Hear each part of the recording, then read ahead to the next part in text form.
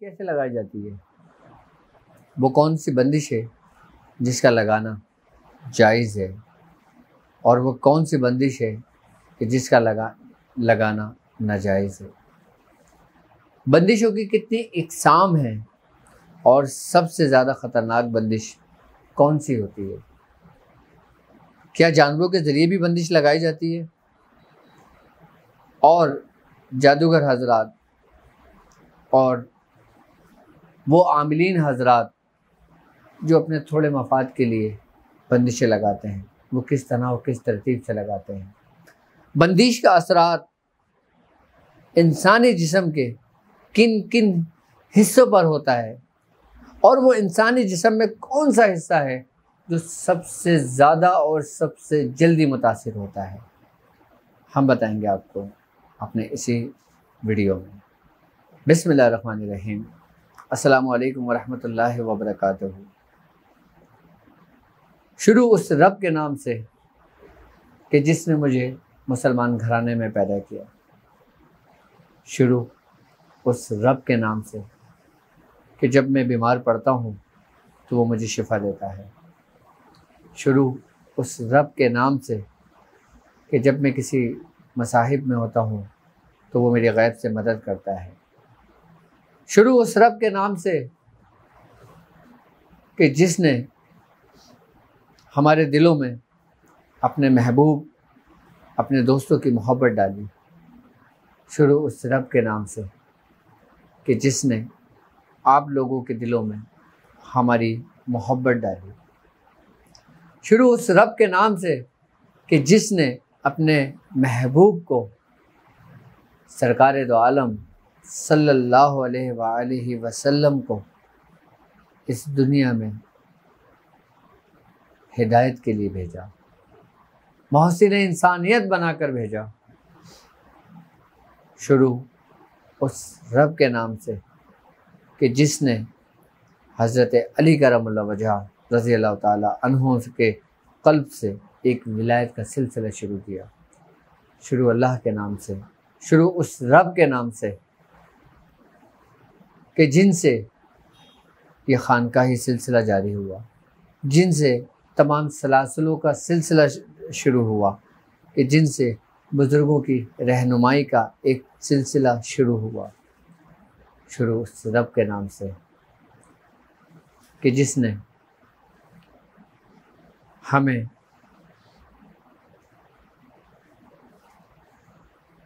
शुरू उस रब के नाम से कि जो तमाम कायनात का रब है, जो रब्बुल अरबाब है।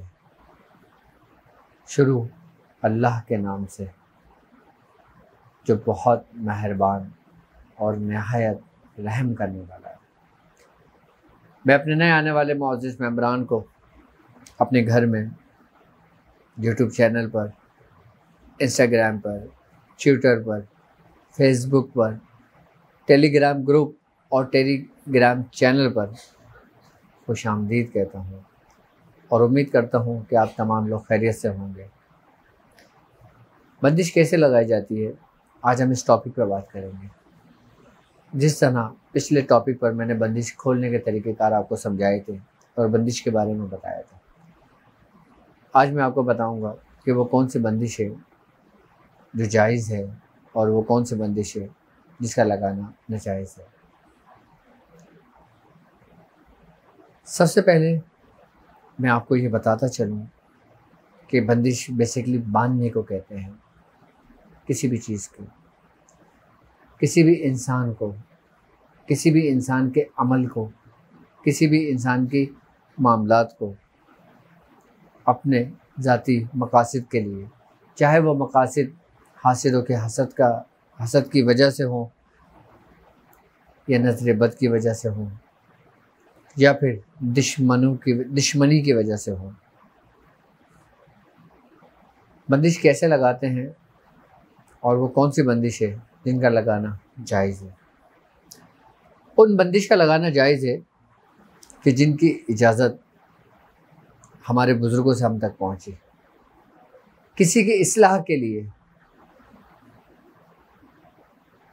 किसी के ऐसे मामलात के लिए कि अगर हम उसको ना रोकें तो उस घर को नुकसान हो, उसके दीन को नुकसान हो, उससे दीन को नुकसान हो। शरीयत में ऐसी बंदिश लगाना जायज़ है जैसे नाफरमान बच्चों की बंदिश होती है। जैसे अक्सर व बेशतर बच्चे गलत नशे की आदत पर मुब्तला हो जाते हैं। आपने देखा होगा, ये मामूल मैं समझता हूँ कि बाहर मुल्क रहने वाले लोगों में अक्सर व बेशतर ये मर्ज़ पाया जाता है।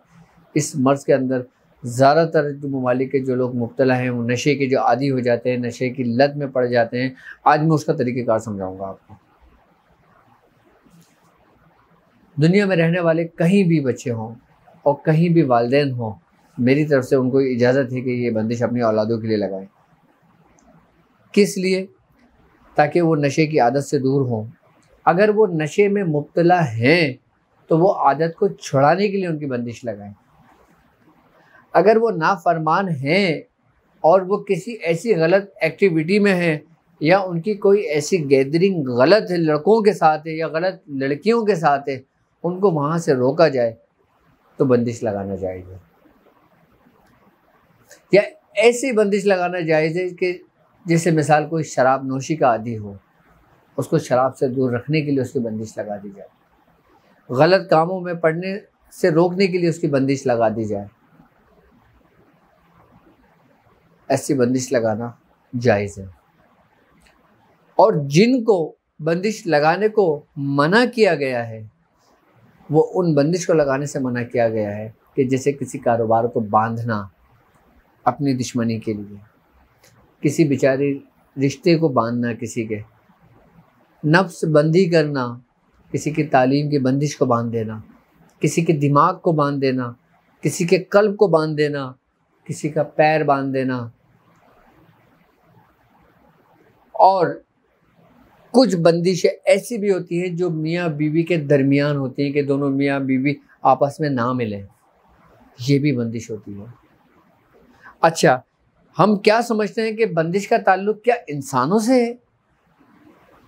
बंदिश शैतान भी लगाते हैं, बंदिश जिन्नात भी लगाते हैं और बंदिश इंसान की नज़रों से भी लगती है। बंदिश इंसान की कुव्वत इरादे से भी लगाई जाती है। बंदिश लगाने की कई इक़साम हैं, बंदिश कई तरीक़ों पे मुश्तमिल है।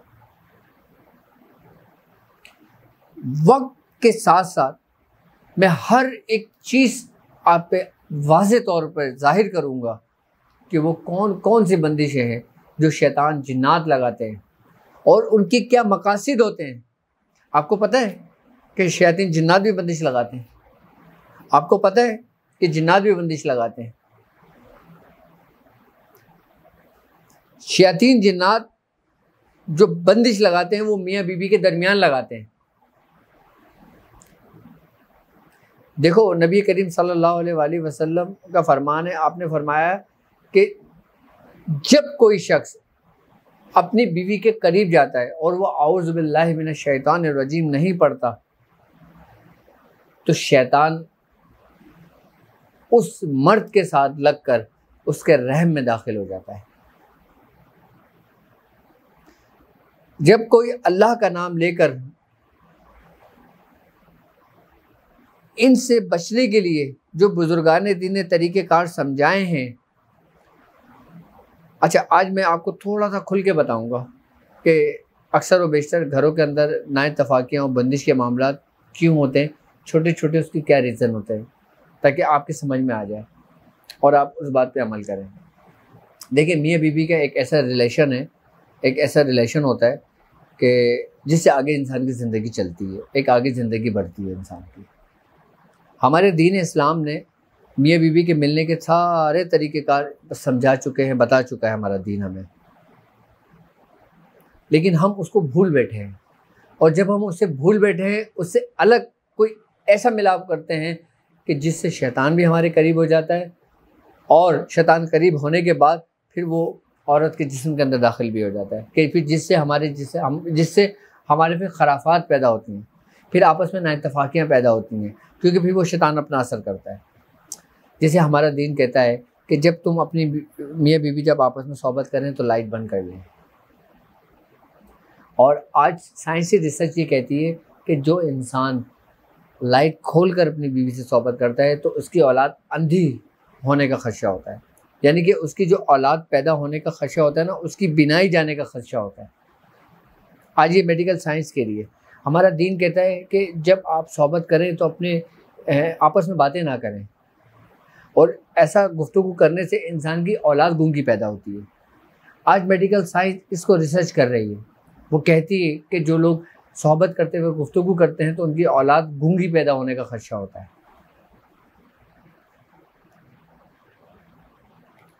आई बस हमें एक पूरा ज़ाब्ता हयात हमारे बुजुर्गों ने हम तक पहुंचा दिया, हमें बता दिया गया है, लेकिन हम उसको भूल गए।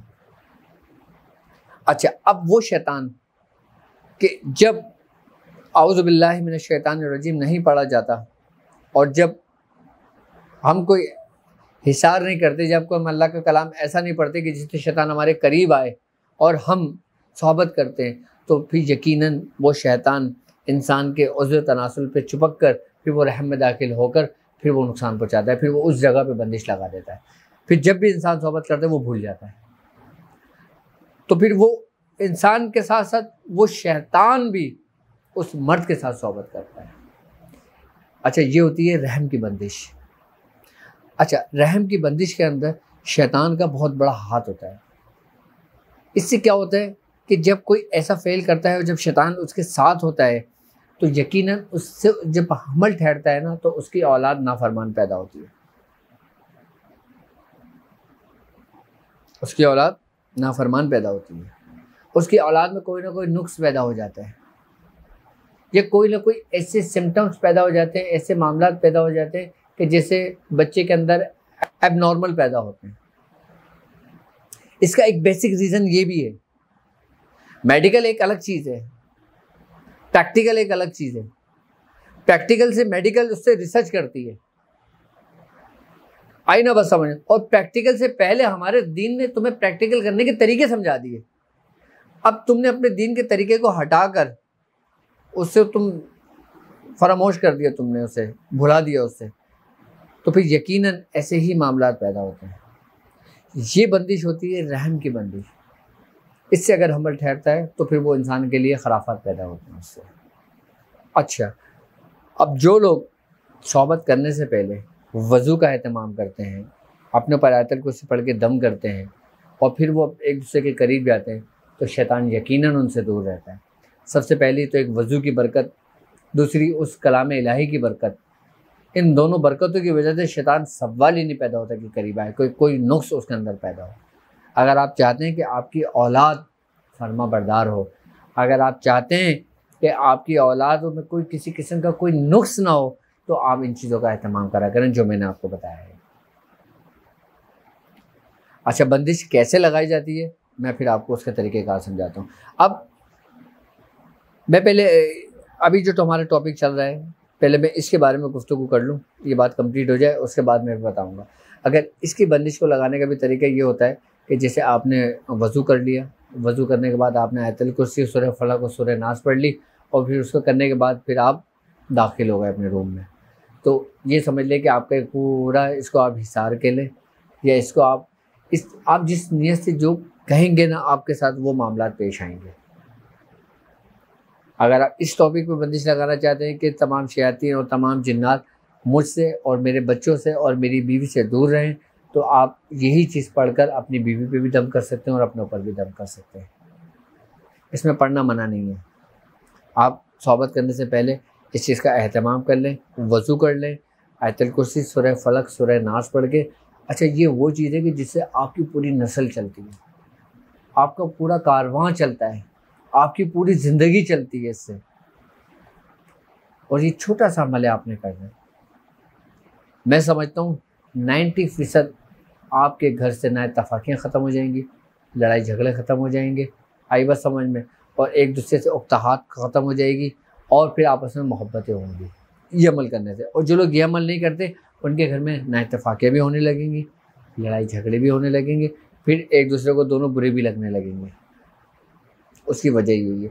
कभी आपने देखा है ना, ऐसा बोलते हैं, कोई लेडीज़ बोलती है कि मुझे अपने शौहर बातों का बहुत बुरे लगते हैं, दिल नहीं करता, और शौहर कहता है कि मुझे मेरी बीवी से बड़ी कराहियत आती है, मुझे अच्छी नहीं लगती, बहुत बुरी लगती है बातों का। तो उसकी वजह यही होती है कि जब वो शैतान उनके करीब होते हैं ना, तो उनके दिलों में निफाक डालते हैं,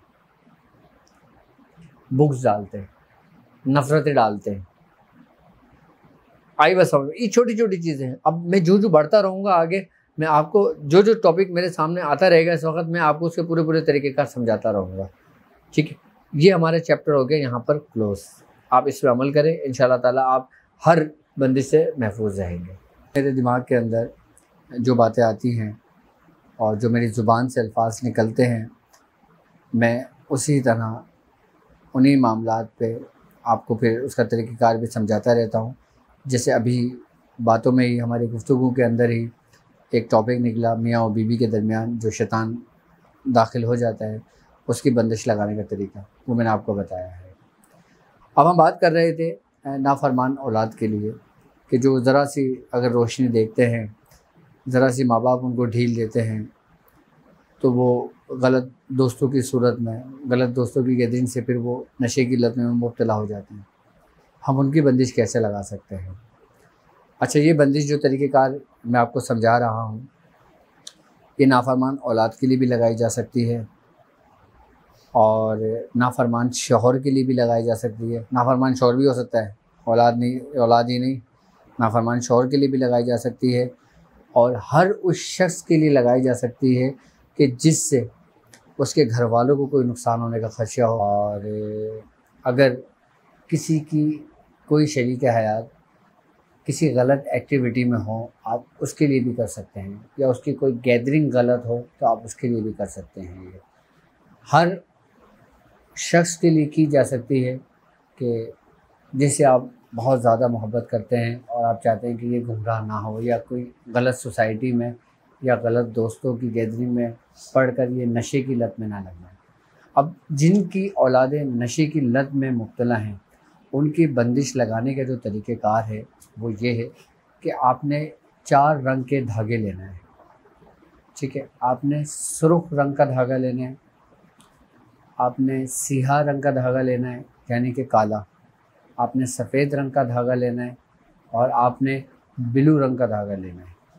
ये 4 कलर आपने इस्तेमाल करना है, और हर कलर के आपने 7 तार लेने, यानी कि धागा लें, उसके अपने सर से लेके पैर तक आपने एक हो गया, इस तरीके से आप इसको पूरे 7 कर लें। ये एक कलर हो गया, फिर इसी तरीके से दूसरा कलर उसमें मिला के फिर 7 तार खींच लें दूसरे कलर के। इसी तरह आपने चारों रंग के धागे 7-7 तार खींच लेंगे, तो ये 28 तार बन जाएंगे आपके। क्या आपके 28 तार बन जाएंगे, और 4 रंग इसमें शामिल हैं। अच्छा, 4 रंग हमने क्यों शामिल करें और इस 4 रंग का क्या ताल्लुक़ है, पहले आप ये भी समझ लें। हमने 4 रंग के जो धागे इसमें इस्तेमाल किए हैं, बेसिकली ये वही 4 अनासिर हैं कि जो इंसान के अंदर मौजूद हैं, हमने उसके ज़रिए उसकी बंदिश को लगाना है। उसका इससे पैर भी बंधेगा, उसकी ज़ुबान भी बंधेगी, और उसकी सोच बिल्कुल उसके अगेंस्ट हो जाएगी जिस सिमत वो जा रहा होगा। यानी कि एक शख्स अगर वो नशे की लत में मुब्तला है, तो यकीनन वो उसके बारे में सोचेगा कि मैं ये नशे की चीज़ किस तरह हासिल करूं। अगर उसके पास पैसे होंगे तो वो उसको हासिल कर लेगा, अगर उसके पास पैसे नहीं होंगे तो यकीनन फिर वो किसी ऐसी गलत एक्टिविटी में मुब्तला हो जाएगा कि जिससे शर्मिंदगी का बाइस होगा। या वो चोरी करेगा, या फिर वो कोई दूसरे तरीके से पैसे हासिल करेगा उस नशे को पूरा करने के लिए। ऐसा बहुत देखा गया है। तो ये सब सोच सब चेंज हो जाती है। इससे इसका पैर भी बन जाएगा, ये घर से नहीं निकलेगा। इसकी ज़ुबान भी बन जाएगी कि ये बदतमीज़ी नहीं करेगा, अपने माँ बाप से गालम गलोच नहीं करेगा, और अपने माँ बाप से कोई ऊंची आवाज़ में बात भी नहीं करेगा। तीसरी बात कि नशे की आदत इससे छूट जाएगी, यानी कि जो उसके दिमाग को जिन लोगों ने काबू किया हुआ होता है ना, ये उस चीज़ को भी छुड़ा देगा आपको, इससे निजात दे देगा आपको। ये बंदिश ऐसी बंदिश और जामे मुकम्मल बंदिश है कि आप इसको लगा सकते हैं, मेरी तरफ से आपको इसकी इजाज़त है। आपने 4 रंग के धागे लिए और 7 तार खींच लिए, 28 तार हो गए। आप इन सब को मिला देंगे आप, तो ये मोटी सी एक रस्सी सी बन जाएगी आप। अब आपने इसके ऊपर 11 गिरहाएँ लगानी है। नहीं, 1 मिनट। इसके अंदर, धागे के अंदर आपने 28 गिरह लगानी है। क्यों 28 गिरह क्यों लगाएंगे? क्योंकि 28 तार थे। अच्छा, अब 28 का फिगर बंदिश में क्या अहमियत रखता है मैं आपको बताता हूँ कि 28 ये वही 28 हुर्फ़ तहज्जी हैं कि जिससे हर चीज़ वजूद में आएगी, दुनिया की हर ज़ुबानें वजूद में आएगी। ये वही 28 हुर्फ जो हैं वो अलामतें जो हैं, और 28 तार हैं आपके धागे के, और 28 ही आपने गिरा लगानी है इसमें। अब गिराएं आपने इस तरतीब और इस तरीके से लगानी है आपने कि आपने एक सिरा ले लेना है, उसके बाद आपने सूरह नास पढ़ना है। ठीक है, आपने करना ये है कि आपने एक दफ़ा सूरह नास पढ़ना है और ऐसे पढ़ना है कि कुल आऊज़ु बिरब्बिन नास, फिर आपने नास नास नास 3 दफ़ा कहना है। मलिकिन्नास नास नास नास, इलाहिन्नास नास नास नास, मिन शर्रिल वस्वासिल खन्नास नास नास नास, अल्लज़ी युवस्विसु फ़ी सुदूरिन्नास नास नास नास, मिनल जिन्नति वन्नास नास नास नास। यानी कि आपने हर आयत में एक 3 बार नास नास लगा देना है आपने। अब आपकी नीयत भी ये है कि आप किस लिए कर रही हैं, आपकी सोच भी यही है, आपका इरादा भी यही है। अब आपने एक गिरह लगाना है। ठीक है, गिरह लगाने के बाद आपने ये पढ़ना है कुल आऊज़ु बिरब्बिन नास नास नास नास, मलिकिन्नास नास नास नास, इलाहिन्नास नास नास नास, मिन शर्रिल वस्वासिल खन्नास नास नास नास, अल्लज़ी युवस्विसु फ़ी सुदूरिन्नास नास नास नास, मिनल जिन्नति वन्नास नास नास नास। इसके बाद आपने गिरा बंद कर देना। बिल्कुल इसी तरतीब से आप पूरे धागे में 28 गिरा गिन के लगा लेंगे, इसी तरीके से पढ़कर। ये 28 दफ़ा आपने सूरह नास इसी तकरार और तरीके के साथ पढ़ेंगे। अच्छा, ये वो तरीक़ेकार है जिससे आप किसी का अमल भी बांध सकते हैं, आप नाफरमान औलाद की बंदिश भी लगा सकते हैं, आप इससे हर काम कर सकते हैं। आपने वो पूरे धागे पे 28 गिरहाएँ लगा दी। 28 गिरहाएँ लगाने के बाद आपने एक छोटा ताला ले लेना है और 2 सकोरियाँ ले लेना है। आपने जो सकोरी है, जैसे ये सकोरी है, मिट्टी की सकोरियाँ मिलती हैं, छोटी छोटी होती हैं, आपने मिट्टी की सकोरी ले लेना है और आपने लाल मार्कर से उसमें पूरी सूरह नास आपने लिखना इस तरतीब से कि हुरूफ करके लिखना है आपने। जैसे हम पढ़ते हैं कुल आऊज़ु बिरब्बिन नास, काफ लाम, आपने काफ लिख लिया, फिर लाम लिख लिया, फिर अलीफ लिख लिया, फिर ऐन लिख लिया, फिर वाव लिख लिया, फिर आपने हुरूफ अलग अलग करके ना पूरी सूरह नास इसी तरतीब से लिखना है। और जो आपने 3 दफ़ा नास नास नास कहा है उससे भी हुरूफ लेना है आपने सिर्फ हुरूफ लिखना है। अच्छा, हुरूफ इस तरतीब से लिखना है कि जैसे आपने मिसाल के तौर पे ये सकोरी है, ठीक है, ये छोटी हो जाएगी, जैसे सपोज ये सकोरी है, आपने ये आपके पास पेन है, आपने यहाँ से हुरूफ लिखे है काफ लाम, ये पूरा लिखे, पूरा गोल दायरे में ऐसे आप लिखते रहेंगे, फिर यूँ गोल दायरा ऐसा बनाते रहेंगे, ऐसे लिखते रहेंगे, ऐसे लिखते रहेंगे, तो ये पूरी आपकी सूरह नास इस सकोरी के अंदर आ जाएगी लिखी हुई। अब ये जो इसका बीच का खाली होगा ना, यहाँ पे आपने बच्चे का नाम लिख देना है, ठीक है, नाम और उसका माँ का नाम, ठीक है, और सिर्फ नीचे ये लिखना है बंद शूट बंद शूट बंद शूट 3 दफ़ा। ये एक सकोरी हो गई। इसी तरह से दूसरी सकोरी उठाएंगे आप, पूरी सूरह नास आपने हुरूफ अलग अलग करके पूरी सूरह नास इसमें लिख देना है। अच्छा, हर आयत के बाद जो 3 दफ़ा नास नास नास आपने पढ़ी है ना, उसी तरह से उसके भी हुरूफ लेना है आपने, नून अलिफ सीन नून अलिफ सीन नून अलिफ सीन नून अलिफ सीन, ऐसे उसको लेके पूरे सकोरी पे लिख देना है आपने, ठीक है। और आपने बीच में नाम लिख देना है और उसका माँ का नाम लिख देना है और फिर बंशुद लिख देना है, बे नून दाल शीन और दाल बंशुद लिख देंगे। अच्छा, नाम जो लिखेंगे आपने हुरूफ नहीं लिखना, नाम पूरा लिखना है। जैसे अगर शाहिद है तो आपने शीन अर्शा है और दाल शाहिद लिख देना है, और माँ का नाम अगर रज़िया है तो रज़िया पूरा लिख देना है। अच्छा, बनशुद्ध के भी हुरूफ नहीं तोड़ेंगे आप, अलग नहीं करेंगे, उसके भी आपने बनशुद्ध बनशुद्ध बनशुद्ध लिखना है। ये 2 सकूनियाँ हो जाएंगी आपकी। अब आपने करना ये है कि एक छोटा सा ताला ले लेना है। थोड़ी सी मेहनत करनी पड़ेगी आपने, लेकिन ये तरीक़ेकार समझ लें, ये आपके आने वाले नस्लों के लिए काम आएगी। ये तरीक़ेकार आपके, छोटा सा ताला ले लें और ताला लेने के बाद ताला खोलें और 28 बार सूरह नास उसी तकरार के साथ पढ़ेंगे आप और उसको बंद कर देंगे ताले को। चाबियाँ अलग रख देंगे। आपने सकूरी है, ये सकूरी एक सकूरी है, आपने ताला रखा, आई बात समझ में, ऊपर सकूरी रख दी, ये बंद हो गई पूरी ऐसे, दोनों सकूरियाँ बंद हो गई इसकी। ठीक है, अब आपने बंद करने के बाद जो धागा आपने 28 जो आपने पढ़ा था ना धागा, आपने वो धागा उस सकूरी के ऊपर पूरा लपेट देना है और उसकी गिरह बांध देना है। ये पूरा बंद हो गया, पूरा पैक हो जाएगा ये। आई बस समझ। अब 3 चाबियाँ आपके पास मौजूद हैं ताले की, जो आपने अलग रखी हुई हैं। अब करना आपने ये कि जो ये आपने तैयार किए ना, ये आप किसी वीरान जगह पे जाकर दबा दें या किसी कब्रिस्तान में दरख्त के नीचे दबा दें। आप इसको खड्डा खोद कर ये पूरा दबा दें।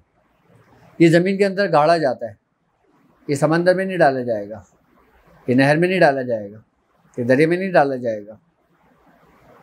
अगर आप कब्रिस्तान में अगर इसको दबाते हैं तो किसी दरख्त के नीचे दबाना है आपने, किसी कब्र में नहीं दबाना, किसी कब्र के दाएं बाएं नहीं दबाना। अगर दरख्त मिसाल के तौर पे कब्रिस्तान में बिल्कुल बीच में है तो आप दरख्त की जड़ में खोद के उसको दबा सकते हैं उसको। अगर आप वहाँ नहीं कर सकते तो आप किसी वीरान जगह पे जाकर दबा दें उसको, किसी बड़े मैदान में जाके इसको दबा दें। आपने दबा दिया। अब 3 चाबियाँ हैं।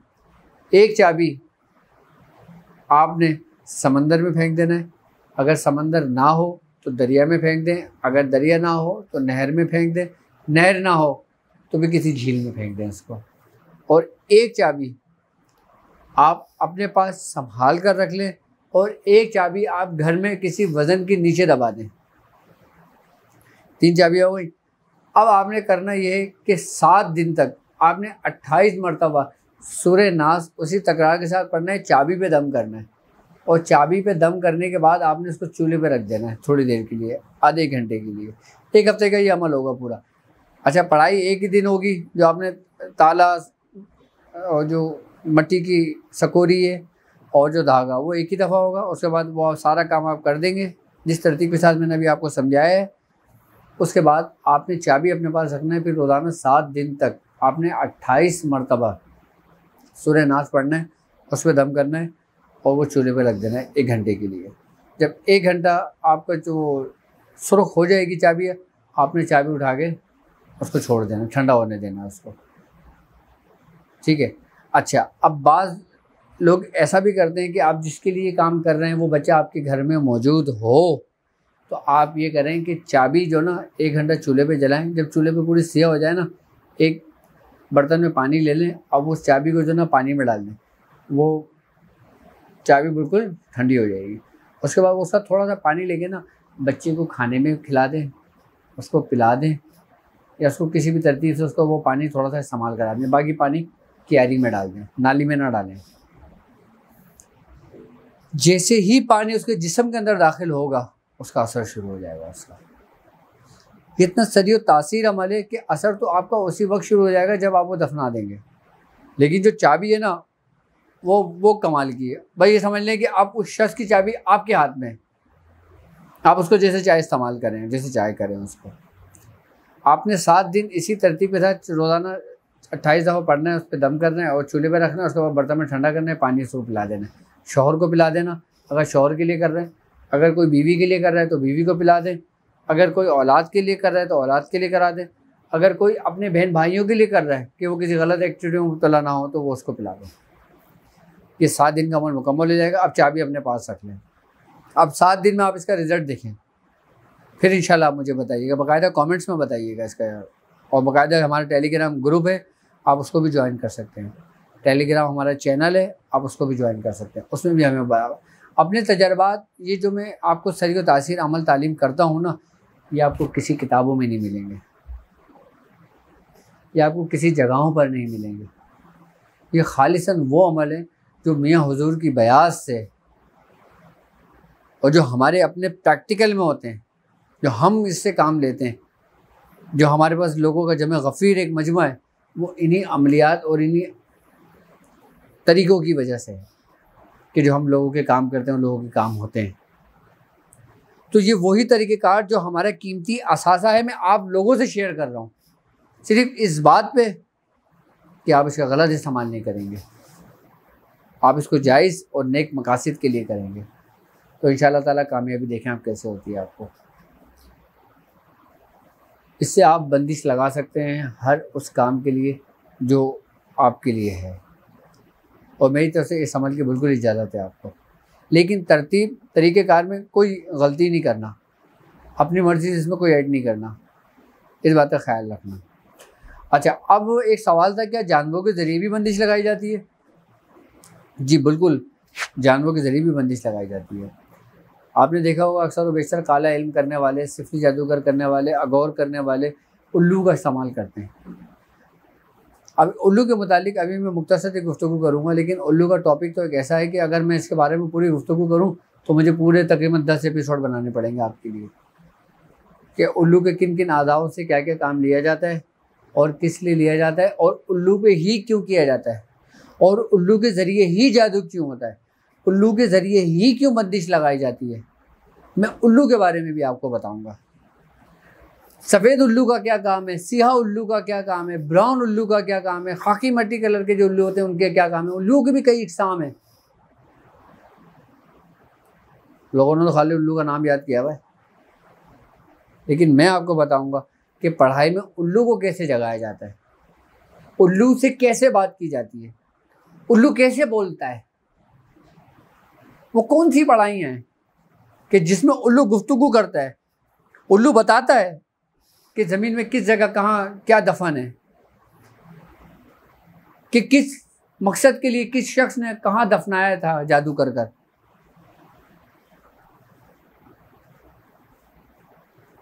ये रूहानी इल्म के ज़रिए भी किया जाता है और आप कर सकते हैं इसका इस्तेमाल।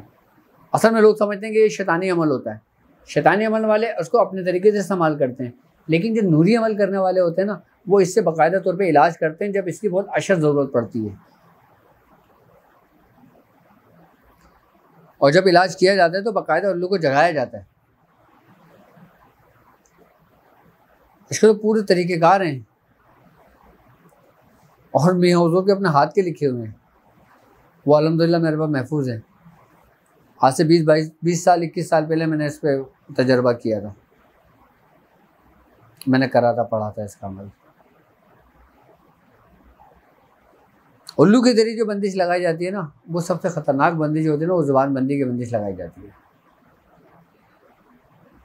कि इंसान की ज़ुबान बंद तो इंसान का पूरा कंट्रोल अब उसके हाथ में।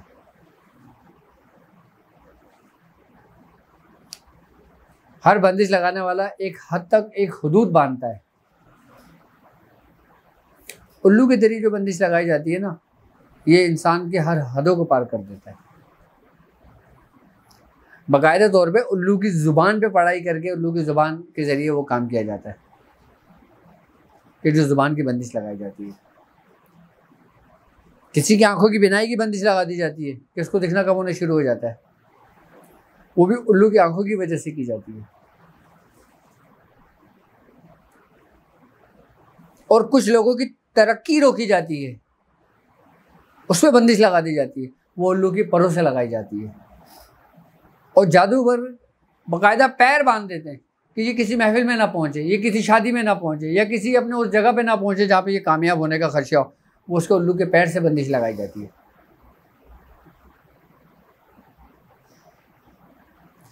अगर किसी को बीमारी में मुब्तला करना होता है, कोई बीमारी जिस्म के अंदर दाखिल करना होती है, तो बाकायदा वो उल्लू के गोश्त से की जाती है। फिर वो